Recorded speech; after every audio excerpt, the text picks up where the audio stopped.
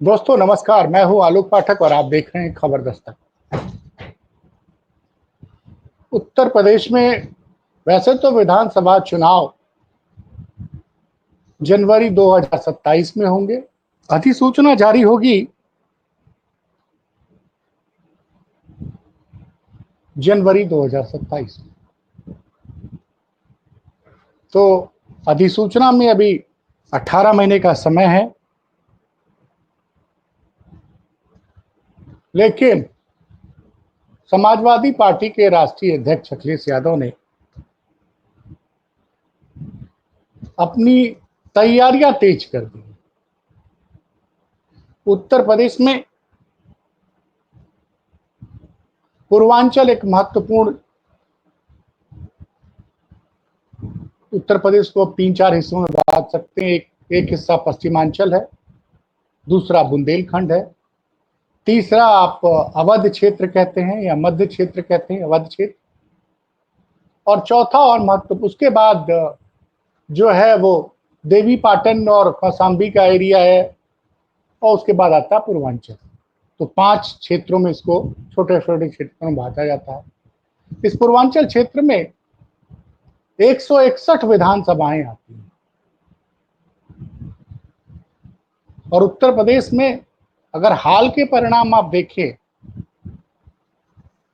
तो वहां पे समाजवादी पार्टी और कांग्रेस गठबंधन को 27 लोकसभा सीटें, जो अंतिम चुनाव हुआ था, लोकसभा का चुनाव था 2024 का, उसमें 27 लोकसभा सीटें हैं पूर्वांचल में। इसमें से 15 अकेले सपा ने जीती थी और एक कांग्रेस ने 16, और भाजपा मुश्किल से 11 सीटें जीत पाई। मैं आपको बताऊं कि 2012 में भी जब अखिलेश यादव की सरकार बनी थी, समाजवादी पार्टी ने पहली बार बहुमत पाया था, पूर्ण बहुमत, तो उसमें पूर्वांचल की बड़ी भूमिका थी, क्योंकि इस क्षेत्र में 161 विधानसभा आती हैं, 161, और इन 161 विधानसभाओं पर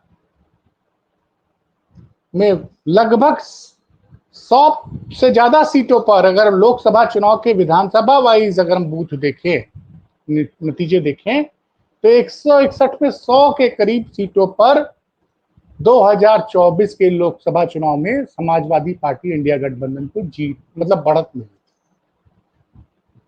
लेकिन वो तो लोकसभा चुनाव था, और अब 18 महीने बाद विधानसभा चुनाव। तो अखिलेश यादव आज आजमगढ़ पहुंच रहे हैं। अब आप सोचेंगे इसमें कौन सी खबर है भाई, आजमगढ़ अखिलेश यादव तो वैसे जाते रहते हैं। नहीं सर, बड़ी खबर यह है कि अखिलेश यादव ने आजमगढ़ में अपना एक आवास बना लिया है, और उस आवास में आधिकारिक रूप से आज वो भूमि पूजन करके उसमें प्रवेश करेंगे। वैसे कल रात को ही पहुंच गए हैं अखिलेश यादव। आज गृह प्रवेश हो रहा है उस मकान में, और एक मैसेज दिया जा रहा है। दरअसल आजमगढ़ में जो आवास बनाया है अखिलेश यादव ने, इसके पीछे एक भावनात्मक और पॉलिटिकल रीजन है। दरअसल 2014 में मुलायम सिंह यादव पहली बार आजमगढ़ से लोकसभा चुनाव लड़ते हैं। 2012 में जब सफलता मिलती है, 161 सीटों में ज्यादा सीटों पे सपा जीती और सपा जो है पहली बार बहुमत पाई, तो मुलायम सिंह यादव ने 2014 में लोकसभा चुनाव लड़ने का फैसला किया आजमगढ़ से। वैसे तो मैनपुरी उनकी परंपरागत सीट थी। आजमगढ़ में चुनाव जीते। 2014 का चुनाव सपा के लिए बहुत अच्छा साबित नहीं रहा, सिर्फ 5 ही सीट जीत पाई थी और भाजपा की आधी चल रही थी। भाजपा और उनके सहयोगियों ने इसमें 73 सीटें लोकसभा में जीती थी। और पूरे पूर्वांचल के 27 लोकसभा में बात करें तो अगर हम अमेठी को भी जोड़ लेते हैं तो 27 में सिर्फ 2 सीटें इंडिया गठबंधन के पास थी, एक अमेठी और दूसरा आजमगढ़। 25 सीटों पे भाजपा और उसके सहयोगी ने जीत हासिल की थी।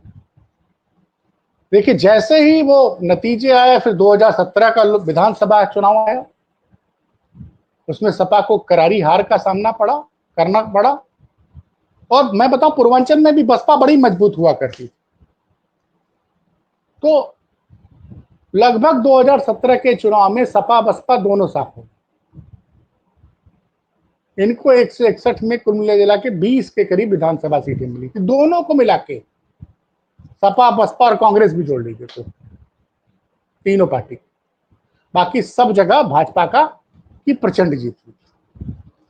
अखिलेश यादव ने, मुलायम सिंह ने, दोनों लोगों ने फैसला किया और 2019 में सपा बसपा का गठबंधन हुआ। लोकसभा चुनाव में सपा बसपा के गठबंधन का नतीजा यह रहा कि इस क्षेत्र की 27 लोकसभा सीटों में विपक्ष जो है वो 8 सीटें जीतने में, 7 सीटें जीतने में कामयाब रहा।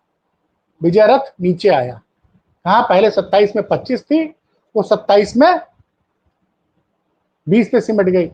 और असली नतीजा दिखा 2022 के विधानसभा चुनाव में। यहां पे भाजपा को बहुमत तो मिल गया, लेकिन जिस आजमगढ़ में आज अखिलेश यादव ने अपना आधिकारिक आवास बना लिया है, अगर मैं बात करूं आजमगढ़ मंडल की, वाराणसी मंडल की और बलिया मंडल की, माफ कीजिएगा मिर्जापुर मंडल की, तो इन तीनों की, ये जो पूर्वांचल का ये हिस्सा है, इसमें 61 में विधानसभा उपचुनाव हुए थे, माफ कीजिए 61 सीटों पर चुनाव हुआ था 2022 में। इसमें सपा गठबंधन 31 सीटें जीतने में कामयाब हो गई थी और भाजपा सिर्फ 30 सीटों पर अपने गठबंधन के साथ जीत पाई थी। तो पहला ब्रेक उन्होंने लगाया 2019 के लोकसभा चुनाव में, बड़ा ब्रेक लगा 2022 में, और सबसे बड़ा ब्रेक लगा 2024 के लोकसभा चुनाव, जहां पूर्वांचल के कई जिलों से भाजपा साफ हो गई। शुरुआत 2022 में ही हो गई थी, मैं आपको बताऊंगा। आजमगढ़ क्यों घर बनाया है अखिलेश यादव ने, उसका एक कारण समझिए। आजमगढ़ से कई जिले अगल बगल हैं। आजमगढ़ के बगल में अंबेडकर नगर है, आजमगढ़ के बगल में सुल्तानपुर है, प्रतापगढ़ है, उधर जाइएगा जौनपुर है, फिर उधर जाइएगा आप मऊ है, गाजीपुर है, बलिया है, बनारस है, इधर आप आइएगा तो देवरिया है, कुशीनगर है, अयोध्या है। तो बड़ा स्ट्रेटेजिक लोकेशन चुना है। और दूसरी बात, 2014 में वहां से सांसद बने मुलायम सिंह यादव। मुलायम सिंह यादव ने वो सीट नहीं छोड़ी, 2014 में 2 जगह से सांसद बने थे, मैनपुरी और आजमगढ़। मुलायम सिंह आजमगढ़ से सांसद रहे। 2019 में अखिलेश यादव आजमगढ़ से चुनाव लड़े, वो सांसद बनते हैं। और उपचुनाव में जब अखिलेश यादव विधानसभा सदस्य बने, उपचुनाव हुआ, वहां पे अप्रत्याशित रूप से भाजपा जीत गई और सपा हार गई। लेकिन फिर 2024 जब 2022 के विधानसभा चुनाव हुए, तो कुछ जिले थे जहां पे सपा गठबंधन ने क्लीन स्वीप किया था। मैं आपको नाम गिना रहा हूं, अब जोड़ते जाइए कि क्या स्थिति थी। आजमगढ़ में 10 में से 10 सपा ने सीटें जीत ली थी, 2022 में बता रहा हूं। अंबेडकर नगर में 5 में से 5 जीत ली थी। बगल का जिला आता है गाजीपुर, 7 में से 7 जीत ली थी। मऊ में 4 विधानसभा थी, 3 जीत ली थी। उसके बगल में जिला है बलिया, 7 में से 5 जीत ली थी। चंदौली में से 4 में से 2 जीत गए थे, मतलब असर दिखने लग गया था। जौनपुर में 8 थी, 8 में से वो 4 जीत गए। तो धीरे धीरे उसका नतीजा 2022 में दिखा। उसके बाद 2024 के लोकसभा चुनाव में तो आपने देखा ही कि जो भारतीय जनता पार्टी सिर्फ उत्तर प्रदेश के बलबूते पे केंद्र में पूर्ण बहुमत की सरकार बनाती थी, उसका आंकड़ा 64 से घटकर 33 पर आ गया। भाजपा केंद्र में पूर्ण बहुमत की सरकार नहीं बना। अभी आजमगढ़ से सांसद कौन है? धर्मेंद्र यादव है, अखिलेश यादव के भाई, चाचा के लड़के हैं। तो एक संदेश दिया जा रहा है कि सैफई, ठीक है, मुलायम सिंह यादव परिवार का पुश्तैनी घर सैफई है, लेकिन आजमगढ़ भी उनका एक दूसरा आवास है। और आजमगढ़ से वो पूरा ये क्षेत्र जो है 100 किलोमीटर, वहां करीबन बलिया है, गाजीपुर है, मऊ है, देवरिया है, आपका कुशीनगर है, इधर आप आइएगा अंबेडकर नगर है, सुल्तानपुर है, प्रतापगढ़ है, जौनपुर है, बनारस है, सोनभद्र है। गोरखपुर भी बगल में है, देवरिया बगल में गोरखपुर, महाराजगंज, और अब तो आजमगढ़ से गोरखपुर के लिंक एक्सप्रेस वे ही बन गया है। तो अब अभी तक क्या था कि ये लोग, मुलायम परिवार वहां से सांसद चुना जा रहा था, लेकिन अब एक आधिकारिक एक आवास बना लिया, घर बना लिया। मतलब अब उनके 3 जगह घर हो गए मुलायम के परिवार के। एक तो सफाई में पुश्तैनी घर, लखनऊ में लोगों ने घर बना लिया, और अब आजमगढ़ में भी। इससे क्या होगा कि आप देखते होंगे कि हमेशा अखिलेश यादव लगातार सफाई जाते रहते हैं और आसपास के क्षेत्रों में दौरा करते हैं। अब एक स्थायी आवास उनका आजमगढ़ में भी हो गया। अब वो आजमगढ़ रहेंगे, बनारस का दौरा करेंगे, जौनपुर का दौरा करेंगे, गाजीपुर का दौरा करेंगे, बलिया का दौरा करेंगे, सोनभद्र का दौरा करेंगे, गोरखपुर का दौरा करेंगे, और रात को आके वहीं रुक जाएंगे। कार्यकर्ताओं से भी नजदीकी बढ़ गई। अब जब वो आजमगढ़ प्रवास करेंगे तो कार्यकर्ता उनके वही मिल लेंगे, उनको लखनऊ आना नहीं पड़ेगा, पहली बात। दूसरी बात, क्षेत्र की जनता से भी संपर्क होगा। अच्छा, इन सारे एरिया में अखिलेश यादव बाई रोड हमेशा सफर करते हैं ज्यादातर। तो जब बाई रोड आप सफर करते हैं तो उनकी एक आदत है, चौराहे पे, कस्बों में रुकना, गाड़ी रोक देंगे, काफिला रोक देंगे, लोगों से हाल चाल लेंगे, तो उनको पब्लिक का पल्स भी पता चलता है। और दूसरी जो सबसे बड़ी बात है कि पूर्वांचल में पीडीए की को जो असली सफलता 2024 में मिली थी, वो पूर्वांचल में ही मिली थी। 27 में 16 सीटें सपा जीती थी 2024 के लोकसभा चुनाव। आजमगढ़ जिले में तो 2 लोकसभा दोनों की दोनों जीत गई थी भाजपा, सब माफ कीजिएगा, सपा समाजवादी पार्टी दोनों सीट जीत गई थी। तो एक बड़ा संदेश अपने गढ़ को बचाने के लिए और मजबूत करने के लिए, आजमगढ़ रहेंगे, बगल में बनारस है।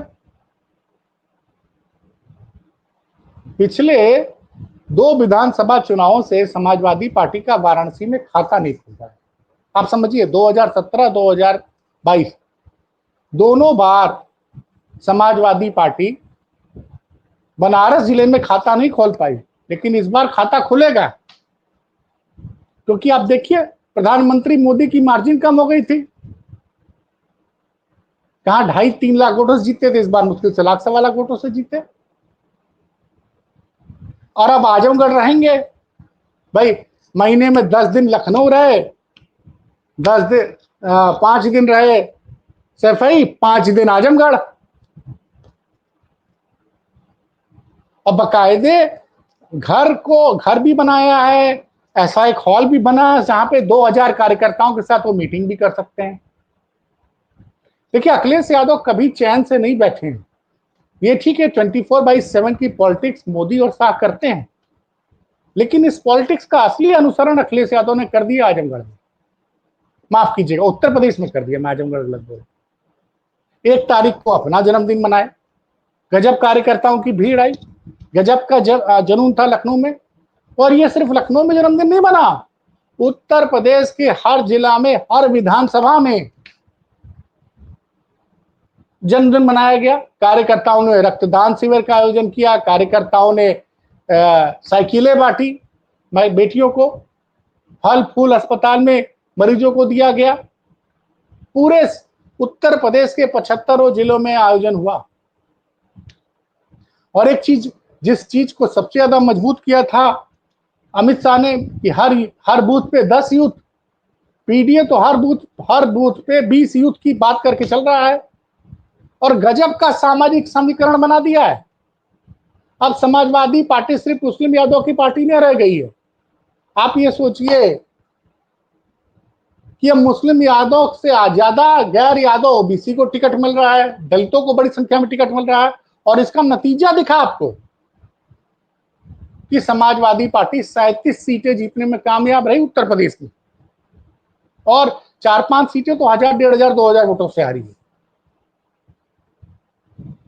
और मैंने बताया कि अकेले 100 के करीब विधानसभा सीटों में 161 का जो आंकड़ा है पूर्वांचल का, उसमें समाजवादी पार्टी और कांग्रेस गठबंधन की लीड, जिससे कांग्रेस भी मजबूत होगी, क्योंकि प्रयागराज में कांग्रेस को टिकट दिया गया था, कांग्रेस ने वापसी की। कांग्रेस ने लोकसभा का चुनाव इलाहाबाद प्रयागराज ये बहुत सालों बाद जीता। तो ये चीजें समझिए कि ये जो आज अखिलेश यादव ने किया है, अपने आवास में वो आज वो आजमगढ़ के आवास में गृह प्रवेश कर रहे हैं, एक बड़ी रैली आयोजित की गई आजमगढ़ इस अवसर पर। इससे उन्होंने 2027 के विधानसभा चुनाव की का बिगुल पूर्वांचल की धरती से फूंक दिया। आज आप ये समझ लीजिए कि आज उनकी शुरुआत हो गई। दूसरी तरफ भाजपा की क्या स्थिति है कि भाजपा अपना प्रदेश अध्यक्ष नहीं तय कर पा रही है। उत्तर प्रदेश भाजपा अपने प्रदेश अध्यक्ष नहीं तय कर पा रही है। लोकसभा चुनाव हारे साल भर से ज्यादा हो गया है।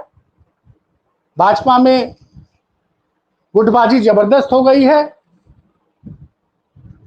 और केंद्र और अंत में आपको एक चीज जानकारी दे दूं कि कैसे संबंध है योगी और केंद्र के बीच में, उसका उदाहरण समझिए। मई के महीने में उत्तर प्रदेश के कार्यकारी डीजीपी प्रशांत कुमार को रिटायर होना था।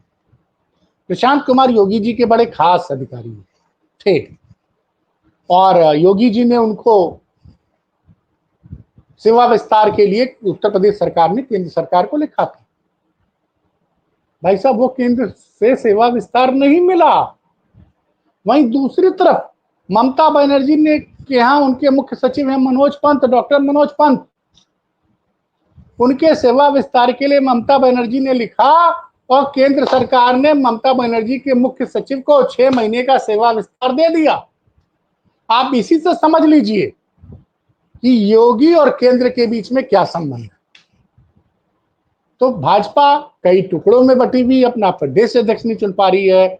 दूसरी तरफ अखिलेश यादव ने आधिकारिक रूप से आज पूर्वांचल में अपने आवास में कल रात उन्होंने बिताई। अब ये पता मैसेज चला गया कि आजमगढ़ भी अखिलेश यादव का घर है, सिर्फ सफाई उनका घर नहीं है। ये पूर्वांचल के जो 27 लोकसभा सीटें 161 विधानसभा क्षेत्रों में एक बड़ा संदेश जाएगा। सबकी दूरी, ऐसी दूरी आजमगढ़ से हर विधानसभा की 1.5 घंटे में बाई रोड अखिलेश यादव वहां पहुंचे। तो जमीन पर विस्तृत तैयारी के साथ अखिलेश यादव 2027 का जंग जीतने के लिए उतर चुके हैं। और भाजपा पहले तो उनके पीडीए से परेशान थी, अब उन्होंने अपना एक अस्थायी आवास आजमगढ़ बना लिया। एक सफाई है ही है, दिल्ली में बतौर सांसद रहते हैं, वहां से पूर्व पश्चिम उत्तर प्रदेश के दौरे करते रहते हैं। तो 4 ठिकाने बना लिए अखिलेश यादव ने। दिल्ली में बतौर सांसद उनका आवास है, वहां से पश्चिम उत्तर प्रदेश कवर हो जाएगा। सफाई से मतलब अवध क्षेत्र और बुंदेलखंड कवर हो जाएगा। लखनऊ के आसपास के जो जिले हैं वो लखनऊ से कवर हो जाएंगे और आजमगढ़ से पूरा पूर्वांचल का। तो ये है व्यूह रचना। जमीन पे बुरी प्लानिंग के साथ अखिलेश यादव काम कर रहे हैं। अब देखते हैं कि आजमगढ़ से जो आज अपना आवास बना के जो पूर्वांचल की जनता को संदेश दिया है कि उनका नेता अब उनके नजदीक और नजदीक आ गया, इसका क्या असर दिखता है 2027 के चुनाव में।